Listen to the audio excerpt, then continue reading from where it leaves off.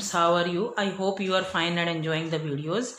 Today in this video we cover the +1 business studies unit 3 public, private and global enterprises, in which we do the government companies.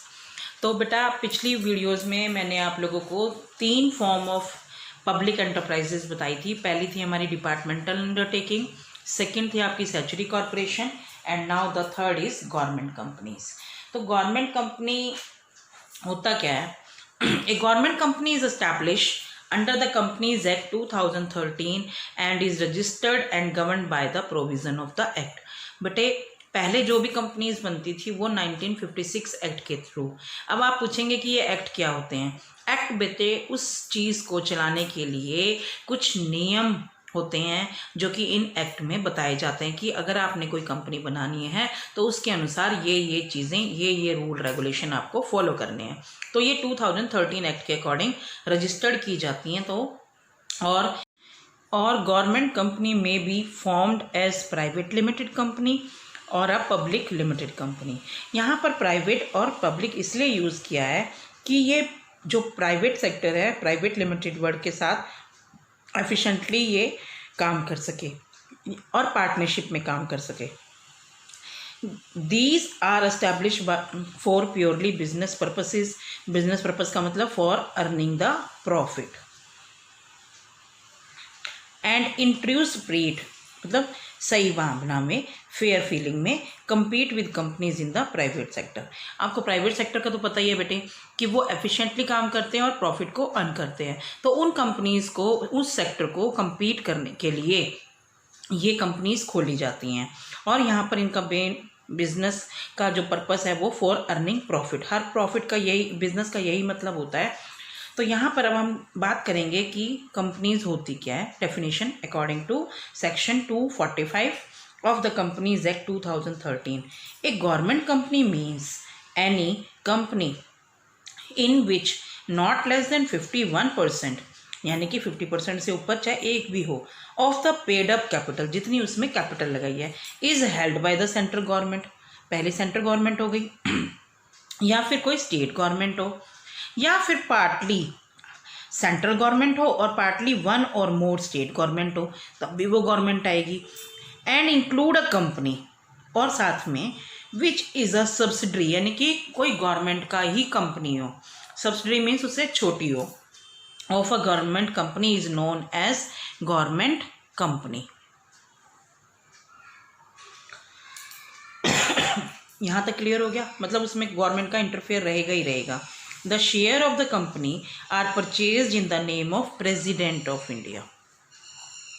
जितनी भी government companies होती हैं उनके जो shares होते हैं वो प्रेसिडेंट ऑफ इंडिया के नाम पर होते हैं। There are some example of government companies. BHEL BHEL, Bharat heavy electricals limited.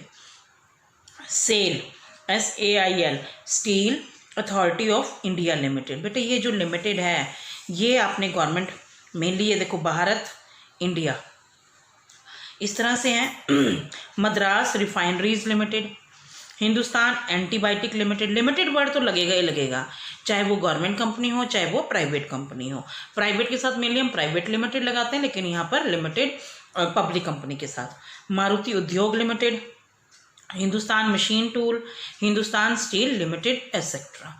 These are the example of आपके जो आपकी गवर्नमेंट कंपनीज हैं।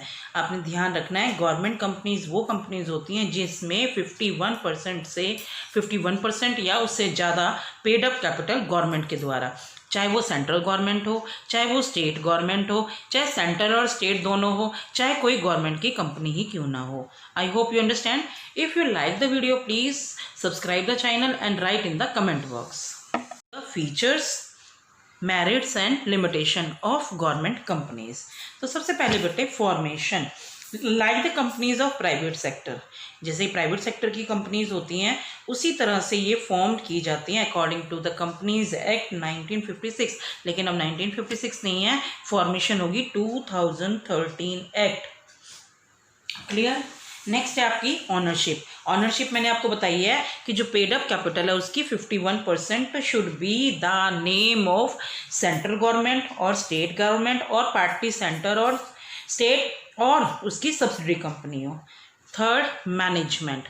Management by board of directors. Board of director के द्वारा, क्योंकि यहाँ पे अलग अलग होते हैं, तो most of the directors are appointed by the government owing to the fact that government has maximum share in the ownership। क्योंकि गवर्नमेंट का सबसे ज़्यादा शेयर है 51%, तो वो अपने हिसाब से डायरेक्टर्स को अपॉइंट करती है। फाइनेंस बहुत इजी है, ये गवर्नमेंट से भी ले सकती हैं और पब्लिक से भी, दोनों से फाइनेंस लेंगी। Appointments, the appointment in these companies are made according to their own service condition. ये नहीं है कि एम्प्लॉयज़ जो डिपार्टमेंटल अंडरटेकिंग में रखी जाएँ तो उनको हम लोगों ने गवर्नमेंट एम्प्लॉयज़ नहीं है, वो होंगे लेकिन उनकी अपॉइंटमेंट उनके हिसाब से होगी। सेपरेट लीगल एंटिटीज़, जैसे कंपनीज़ होती हैं, मैंने आपको पहले भी बताया था कि इनकी अपनी अलग लीगल एंटिटी होती है। They have a separate legal entity, government companies also, कि ये अपने नाम पर, लाइक जो आपका सेकंड सेंचुरी कॉरपोरेशन है, अपने नाम पर किसी भी प्रॉपर्टी को खरीद भी सकते हैं और बेच भी सकते हैं, और थर्ड पार्टी पर केस कर भी सकते हैं और कोई थर्ड पार्टी इन पर केस भी कर सकती है। Administrative autonomy. ऑटोनॉमी का मतलब होता है कि काम करने की फ्रीडम। तो government companies have complete administrative autonomy, क्योंकि जो गवर्नमेंट की कंपनी है, गवर्नमेंट का इंटरफेरेंस भी कम होता है, और इसके कारण वो अपनी इंटरनल मैनेजमेंट के गवर्नमेंट खुद ही रूल और रेगुलेशन बनाती है। I hope you understand. Now merits आसानी से बनाई जाएगी, ये तो आपको पता ही है। कोई भी इनके लिए ऑर्डिनरी पास, स्पेशल एक्ट नहीं है, no need to pass the special act of 2013, क्योंकि ये खुद ही रजिस्टर्ड है, प्रोविज़न एक्ट में रजिस्टर्ड हो जाती हैं, उनको सिर्फ रजिस्टर्ड कराना है, बाकी ये इनकी कोई लीगल फॉर्मेलिटी नहीं करनी। रजिस्टर्ड भी प्रोविज़न कंपनीज एक्ट के अंदर इनको रजिस्टर करवा दो और ये अपने आप कंपनी काम करती हैं। क्लियर। ऑटोनॉमी ऑपरेशन अभी मैंने बताया कि इनको काम करने में आसानी रहती है क्योंकि इंडिपेंडेंटली काम करती हैं और गवर्नमेंट की इंटरफेरेंस नहीं होती। Flexibility, they can change their rules and regulation efficiently, आसानी से, कोई ज़्यादा दिक्कत नहीं है। प्राइवेट कंपनीज को तो फिर भी दिक्कत होती है कि वो कैसे चेंज कर रही हैं। In the hour of need, जैसे ज़रूरत होती है उसके अनुसार ये अपने कानून बना सकते हैं। क्विक डिसीजन, क्योंकि अननेसेसरी फॉर्मेलिटीज़ नहीं करनी, रेड टैपिज्म नहीं होता। पिछली वीडियो में मैंने आपको रेड टैपिज्म भी बता दिया था कि जो फाइलें होती हैं वो काम नहीं करते, उसके ऊपर ऊपर रखी रहती हैं और वो रेड रिबन में होता है, तो इसीलिए उनको रेड टैपिज्म कहते हैं। तो यहाँ पर आप क्विक डिसीजन ले सकते हैं। ईजी फाइनेंसिंग, ये सिर्फ गवर्नमेंट पे ही नहीं, ज़रूरत पड़ने पर ये पैसा कहाँ से कर सकती है, पब्लिक से भी, पब्लिक को शेयर इशू कर सकती है या बोरो ले सकती है। Then benefit of private participation, अब आपको मालूम है कि private sector can have a share in a government company also, क्योंकि क्या होता है कि बेटे मैंने आपको ये भी बताया था कि प्राइवेट सेक्टर अपने प्रॉफिट के लिए बहुत ज़्यादा काम करता है एफिशिएंटली। तो 51% अगर मान लो गवर्नमेंट का है तब भी वो गवर्नमेंट कंपनी कहलाती है, तो 40% या 49% can be invested bye a private sector. और जब प्राइवेट सेक्टर किसी पार्ट में आ जाएगा तो क्या होगा, उसमें आपको गवर्नमेंट कंपनी को बेनिफिट होगा, क्योंकि उसमें उसको एक्सपर्टनेस आ जाएगी, प्रोफेशनल आ जाएगा और एफिशिएंसी से काम करने की काम आ जाएगी। I think you understand this topic. Now we come to the limitation also. Incomplete operational autonomy, बेटे most of the director of government companies are nominated by the government. Government के द्वारा ही नॉमिनेट की जाती हैं और ये अलग अलग गवर्नमेंट के मिनिस्ट्री चूज़ करती है। मिनिस्ट्री चूज़ करती है तो उनके काम में दखल, जो डिफरेंट मिनिस्टर्स होते हैं जिसको वो चूज़ करती हैं उनके ऊपर इंटरफेरेंस होता ही होता है। क्लियर।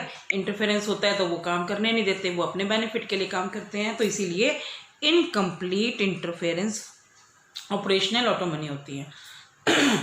बेटे आप लोग देखो, इस चीज़ को ध्यान से समझो कि मान लो आपने कोई ऑफिसर अपॉइंट किया गवर्नमेंट कंपनी में, अब वो एक किसी मिनिस्ट्री के थ्रू ही आएगा। अगर मिनिस्ट्री के थ्रू आएगा तो वो मिनिस्टर उसमें इंटरफेरेंस करेगा, वो काम करने ही नहीं देगा। नेक्स्ट, नो कॉन्टिन्यूटी इन पॉलिसीज़, पॉलिसी कंटिन्यू नहीं रहती। जैसे जैसे गवर्नमेंट चेंज होती है, इनके मिनिस्टर चेंज होते हैं, ये अपनी पॉलिसी अपने हिसाब से बनाते हैं, वो सोचते हैं हम अपने हिसाब से चलाएं। नया आएगा गवर्नमेंट में, मिनिस्टर आएगा, तो वो अपने हिसाब से ट्रायल के बेसिस पर या अपने एक्सपीरियंस के बेसिस पर पॉलिसीज़ बनाता है। Third, lack of professional efficiency. Professional efficiency is required to run a company. क्योंकि कंपनी कोई छोटी मोटी चीज़ तो है नहीं, कंपनी चलाने में काफ़ी ज़्यादा इन्वेस्टमेंट लगी होती है और उसमें काफ़ी ज़्यादा एक्सपर्टनेस चाहिए, तो प्रोफेशनल एफिशिएंसी चाहिए। This proficiency is not found in the directors nominated by the government. आपको पता है कि अपने अपने बंदों को लगवाते हैं, तो क्या होता है कि consequently the company become a government department in place of business undertaking. जहाँ पर लोगों का काम नहीं होता, तो ये lack of professional efficiency. Last में फियर ऑफ पब्लिक अकाउंटेबिलिटी। जो भी गवर्नमेंट कंपनी होती है, क्योंकि पब्लिक उसमें इन्वेस्ट करती है, मैंने अभी आपको कहा कि वो गवर्नमेंट के साथ साथ पब्लिक से भी लेती है, तो इन्वेस्ट करती है in the form of capital, यानी कि ओन्ड सोर्सेज और बोरोड फंड। बोरोड आपके डिबेंचर्स वगैरह होते हैं। तो जब वो पैसा लगाती हैं तो उसके बदले में वो रिपोर्ट मांगती हैं कि हमारा पैसा कहाँ लगा हुआ है, कैसे लगा हुआ है। तो जिन्होंने जितना जितना पैसा लगाते हैं तो वो उसके लिए अकाउंटेबिलिटी होती है। तो the annual report of the company is presented in the parliament. Senior director do not take risky decision due to the fear of criticise. कोई भी नहीं लेगा। उसके बाद क्या करते हैं कि जहाँ पे नेसेसरी होते हैं बिजनेस को चलाने के लिए वही स्टेप लेते हैं। कोई ज़रूरी हो नहीं हो, जहाँ पर यूँ लगता है भाई पब्लिक को जवाब देना पड़ेगा, ये हो सकता है नहीं भी हो सकता। मान लो आपका रिस्क वर्ड होता है बिजनेस में, अगर इस साइड गए तो प्रॉफिट, अगर ये नहीं चला तो लॉस। तो अब लॉस होने पे तो पब्लिक उनको पकड़ लेगी, फिर वो जवाब कैसे देंगे, और प्रॉफिट होने पर वो पूछेंगे नहीं। तो इसीलिए वो ज़्यादा डिसीजन लेते नहीं हैं, जितना ज़रूरी होता है एक बिजनेस एंटरप्राइजेस को वो कर सकते हैं। इन सब के बावजूद बेटा फिर भी गवर्नमेंट कंपनीज़ की ज़रूरत पड़ती है। क्यों ज़रूरत पड़ती है वो मैं आपको बता रही हूँ। The utility of government companies in the following situation. When the private partnership is also needed. जहाँ पर आपको प्राइवेट पार्टनरशिप की, जैसे पब्लिक प्राइवेट पार्टनरशिप, वहाँ पर गवर्नमेंट कंपनी की जरूरत है, क्योंकि गवर्नमेंट क्या होती है, पैसा लगाती है, फाइनेंस लगाती है, और जो प्राइवेट कंपनी है वो एफिशिएंटली उसको करती है। अब जैसे मान लो कि आपकी जो रोड बिल्ड होता है, तो उसमें अकेला काम नहीं कर सकते, या आपने उसने ब्रिज बनाया, डैम बनाया, कुछ भी बनाया, तो उसमें भी तो आपको एफिशिएंसी चाहिए। तो उसमें गवर्नमेंट और प्राइवेट दोनों होंगे, क्योंकि पैसा गवर्नमेंट लगाती है, एफिशिएंटली काम वो देखते हैं। Where the activities relating to the finance, तो स्टेट ट्रेडिंग कॉरपोरेशन को भी एनकरेज किया जा सकता है फाइनेंस से लिमिटेड है तो स्टेट को भी।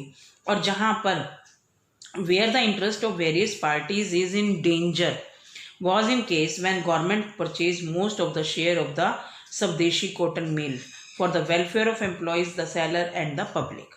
बेटे यहाँ पे वो कहता है कि बहुत सारी जो पार्टीज़ ऐसे का इंटरेस्ट यानी कि पैसा उसमें लगा होता है, तो गवर्नमेंट क्या करती है कि उसको सेव करने के लिए स्वदेशी कॉटन मिल थी जैसे एग्जांपल, उसने उसके एम्प्लॉयज़ को सेल कर दिए थे ताकि भाई तुम अपने आप खरीदो और मालिक हो अपनी मिल को अपने हिसाब से चलाओ। Where the government desire to transfer a new undertaking to the private.